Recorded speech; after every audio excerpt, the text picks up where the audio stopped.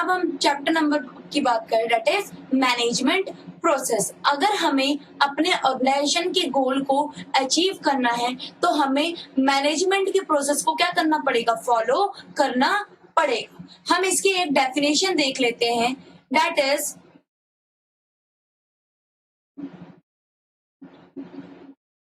It is the process of planning,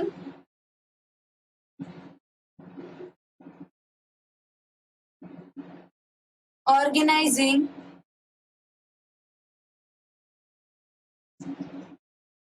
staffing,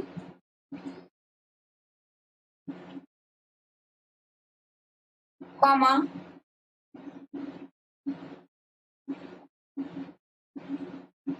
leading and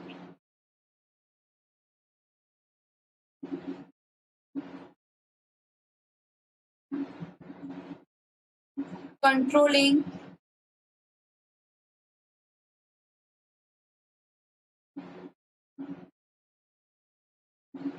the efforts of organization member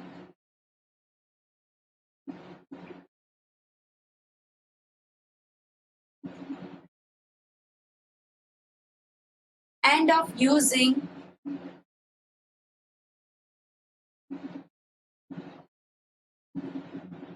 all other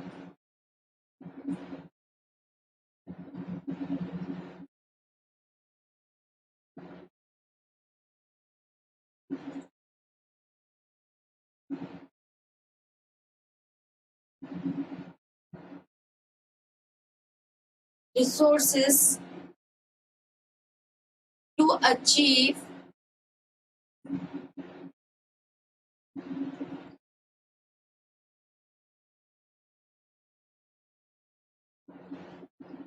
organizational गोल। इसने क्या बोला कि ये एक प्रोसेस है जिसमें हम planning, organising, staffing, leading and controlling करके द एफर्ट, जितने भी हमारे ऑर्गेनाइजेशन के अंदर मेंबर्स है उनका जो एफर्ट है एक डायरेक्शन में लगा के और अपने रिसोर्सेज का यूज करके जो हमारे ऑर्गेनाइजेशन के अंदर है क्या करना, अपने ऑर्गेनाइजेशन के गोल को अचीव करना। अगर हम अपने ये इन फंक्शंस की बात करें, ये सारे क्या है, एक फंक्शन ही तो है, that is planning, organising, staffing, directing, leading and controlling. इसने बोला कि ये क्या है, एक दूसरे से inter related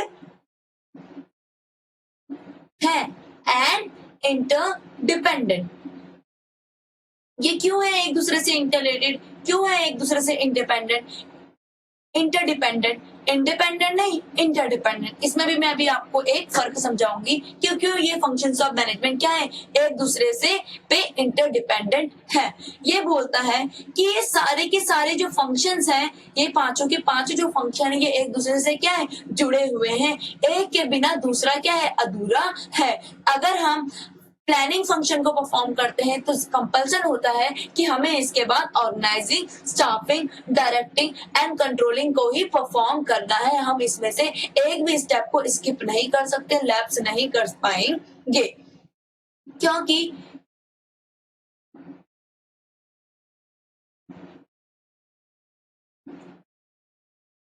leading, planning, organising, staffing, leading and controlling. इसमें इसने बोला कि आप ऑर्गेनाइजिंग में तब तक रिसोर्सेज को वो नहीं कर पाओगे, इकट्ठे नहीं कर पाओगे जब तक आप प्लानिंग ना करते हो। इसलिए ये क्या है, सारे एक दूसरे पे क्या है, इंटर रिलेटेड है। आप कंट्रोलिंग, आप लास्ट में कंट्रोलिंग फंक्शन में हम क्या करते हैं, अपने रिजल्ट को इवेल्युएट करते हैं कि जो हमने प्लानिंग में टारगेट रखा था क्या वो अचीव हो पाया। और वो तब तक अचीव नहीं हो पाएगा जब तक हमने कोई अपना बेस ना रखा हो, अपना प्लान, अपना टारगेट ना रखा हो। और वो किसकी वजह से हो सकता है, हमारे एम्प्लॉयज की वजह से, जो हमने कहाँ पे इंक्लूड करें, अपने स्टाफिंग के प्रोसेस में। तो क्या है, ये सारे एक दूसरे से इंटरलेटेड हैं, जुड़े हुए हैं और एक दूसरे पे निर्भर होते हैं। जब तक हम प्लानिंग नहीं करेंगे, हम ऑर्गेनाइजिंग फंक्शन को भी परफॉर्म नहीं कर पाएंगे। हम कंट्रोलिंग फंक्शन को तब तक परफॉर्म नहीं कर पाएंगे जब तक हम ऊपर के 4 फंक्शन को परफॉर्म नहीं कर पाएंगे। इसलिए ये क्या है, इंटरडिपेंडेंट है, एक दूसरे से जुड़े हुए है, एक दूसरे पे निर्भर है। इंडिपेंडेंट नहीं, इंडिपेंडेंट मतलब होता है कि हम कोई सा भी फंक्शन कभी भी परफॉर्म कर सकते हैं, पर ऐसा नहीं है। हम ये इनको एक सीरीज में ही परफॉर्म करना कंपल्शन है। अगर हम प्लानिंग परफॉर्म कर रहे हैं, then organising, staffing, leading and controlling, हमें इसी सीक्वेंस को परफॉर्म करना है।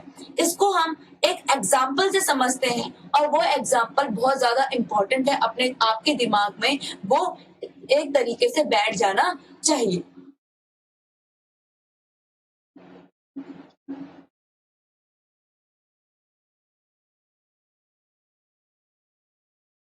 ये मेरा एग्जाम्पल है जो बहुत ज्यादा इंपॉर्टेंट है आपके लिए, फाउंडेशन लेवल के लिए। आप इन फंक्शंस ऑफ मैनेजमेंट को तब तक नहीं समझ पाओगे जब तक आप इन एग्जाम्पल्स को नहीं समझोगे।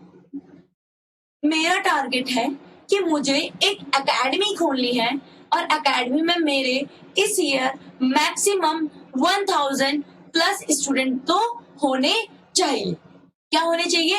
1000 प्लस स्टूडेंट तो होने चाहिए। तो मैंने इसके लिए मैंने एक एकेडमी खोली। उसके लिए मैंने क्या करा, प्लानिंग प्लॉटिंग करनी पड़ेगी, स्ट्रेटेजी अपनानी पड़ेगी। उसके अंदर मेरे प्लानिंग के अंदर मैं क्या क्या करूंगी? सबसे पहला, एक इंफ्रास्ट्रक्चर ढूंढना पड़ेगा मुझे जिसके अंदर मैं इन 1000 प्लस बच्चों को लाइव क्लासेस दे सकूं। लाइव इन द सेंस मतलब मुझे फेस टू फेस क्लासेस देनी है, किसी ऑनलाइन मोड के थ्रू नहीं। इसके लिए मुझे चेयर्स वगैरह भी चाहिए होंगी, इसके लिए मुझे बोर्ड्स वगैरह भी चाहिए होंगे। ये मैं अभी लेके नहीं आ रही अपने रिसोर्सेज, ये मैं अपने दिमाग में सोच रही हूँ कि अगर मुझे अपने एक एकेडमी खोलनी है और उस एकेडमी का मेरा मेन टारगेट है कि मुझे इस ईयर 1000 प्लस बच्चों की को जरूरत है, तो मुझे क्या करना पड़ेगा? इंफ्रास्ट्रक्चर होना चाहिए उनको पढ़ाने के लिए, चेयर होना चाहिए, बोर्ड होने चाहिए, मार्कर्स होना चाहिए, टीचर्स होने चाहिए,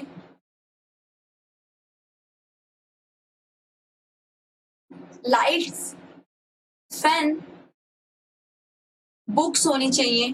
मैंने यहाँ पे करा कि मैं यहाँ पे बिजनेस एंड इको के बच्चों को पढ़ाना चाहती हूँ और मेरा टारगेट क्या है कि मुझे इस ईयर मिनिमम बच्चे कितने होने चाहिए मेरे पास? 1000 तो होने ही चाहिए कि मेरे क्वालिटीज, मेरे जो मैं पढ़ाती हूँ उस तरीके से मेरे बच्चे, मतलब जो बच्चे हैं वो क्या आए मेरे एकेडमी में आए। मोर एंड मोर बच्चों को मैं अट्रैक्ट करना चाहती हूँ towards my organisation, towards my academy, जिससे कि वो मोर एंड मोर इनरोल करवाए अपने आप को। अब मैंने क्या करा, अपने दिमाग में सोचा कि भाई मुझे अगर क्या करना है, अपने टारगेट को अचीव करना है, तो मुझे उसके लिए इंफ्रास्ट्रक्चर मतलब एक ट्यूशन एकेडमी की जरूरत है, चेयर की जरूरत है, बोर्ड, मार्कर, टीचर्स की जरूरत है, लाइट्स वगैरह, फैन वगैरह, बुक्स वगैरह और साथ के साथ ट्यूशन एकेडमी का बोर्ड। मैंने माना कि दीपक क्लासेस से हम अपनी एकेडमी खोलेंगे। नेक्स्ट वन इज कि अब मुझे क्या करना है, ऑर्गेनाइजिंग।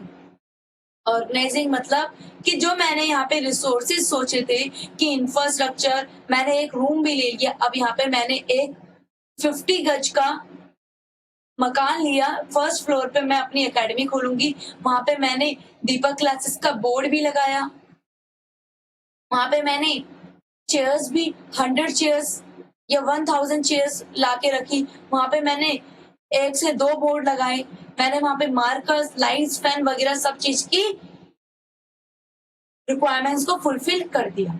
अब मैं यहाँ पे स्टाफिंग फंक्शन परफॉर्म करूंगी, जिसमें मैंने जो यहाँ पे सोचा था कि जो ये टीचर्स होंगे, अब जब मैं एकेडमी खोलूंगी, मैंने बिजनेस स्टडीज की तो खोली एकेडमी, और मैं साथ के साथ चाहती हूँ कि मैं फर्स्ट टू 8 तक के बच्चों को भी एकेडमी खोली, जिसमें मैं और टीचर्स को रखूं। 11th और 12th क्लास के बच्चों के लिए अकाउंट्स, इंग्लिश, पोल साइंस, जो हमारे आर्ट्स वगैरह के होते हैं, केमिस्ट्री वगैरह के लिए टीचर्स को भी बुलाऊं।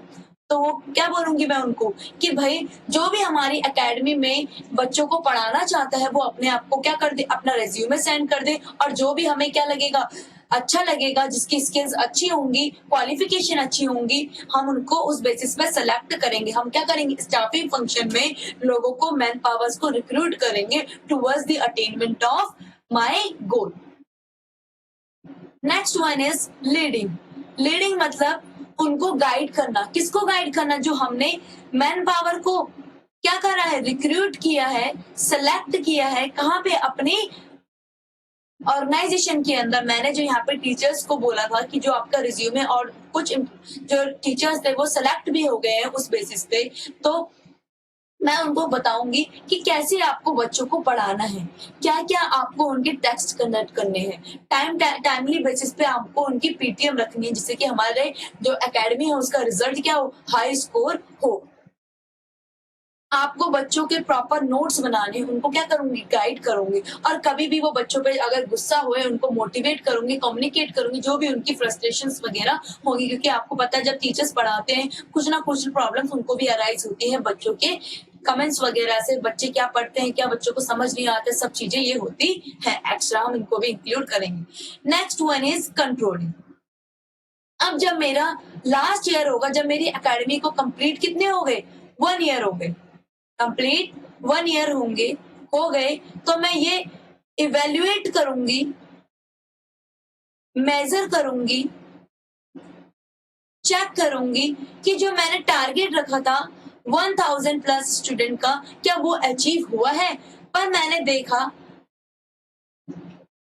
फर्स्ट सिचुएशन में देखो कि क्या हुआ, जितने मैंने टारगेट रखा था वो मेरे को अचीव हो गया। मेरे यहाँ पे कितने स्टूडेंट्स हो गए, 1200 स्टूडेंट टोटल मेरे एकेडमी में दीपक क्लासेस में क्या कर रहे हैं, पढ़ रहे हैं। दैट मीन्स कि जो मेरा रिजल्ट है वो क्या है, पॉजिटिव है। अब मुझे नेक्स्ट ईयर के लिए क्या रखना पड़ेगा, बेंचमार्क सेट करना पड़ेगा, वो भी हाई बेंचमार्क। हाई बेंचमार्क मतलब कि अगले ईयर मैंने इस ईयर मैंने 1000 रखा था, तो मैं अगले ईयर नेक्स्ट ईयर कितना रखूंगी, 1500 टू 2000। पर अगर सिचुएशन क्या है, सेकेंड सिचुएशन है, दैट इज कि मैंने टारगेट कितना रखा था, 1000 का रखा था, पर एक्चुअल में स्टैंडर्ड रखा था मैंने इतना, अपना टारगेट मैंने इतना रखा था, पर एक्चुअल में मुझे कितना अचीव हुआ, 800। मतलब कि जो मेरा रिजल्ट है वो क्या है, नेगेटिव है।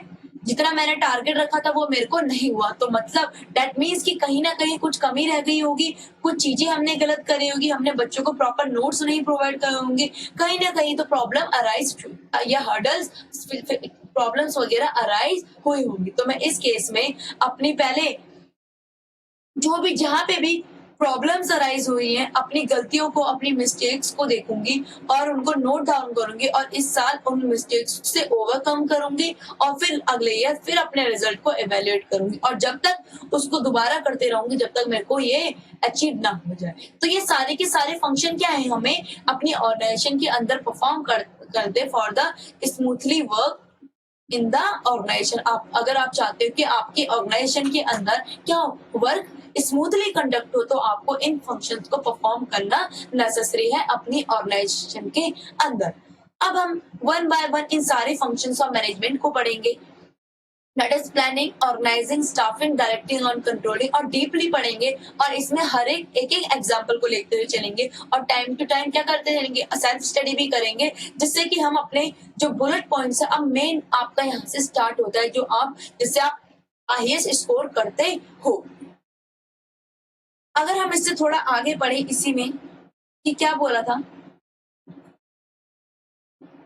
प्लानिंग में क्या इन्वॉल्व होता है, डिटरमाइन द ऑब्जेक्टिव, इसमें हम डिसाइड करते हैं एडवांस में ही what is to be done, when it is to be done मतलब कब करना है, and how it is to be done, और कैसे करना है। Next one is organizing reference to the identification of activities and creation of department.